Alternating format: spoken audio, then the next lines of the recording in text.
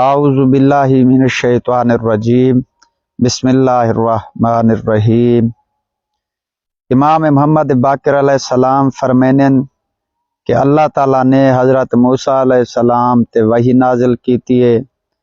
کہ میں اپنے بندیاں دے واسطے جنت رکھی ہے اور میں انہیں بندیاں کو جنت دے وچ بغیر حساب دے داخل کرے ساں۔ حضرت موسیٰ علیہ السلام نے عرض کیتا ہے، پروردگار او کون خوش نصیب لوگ ہیں،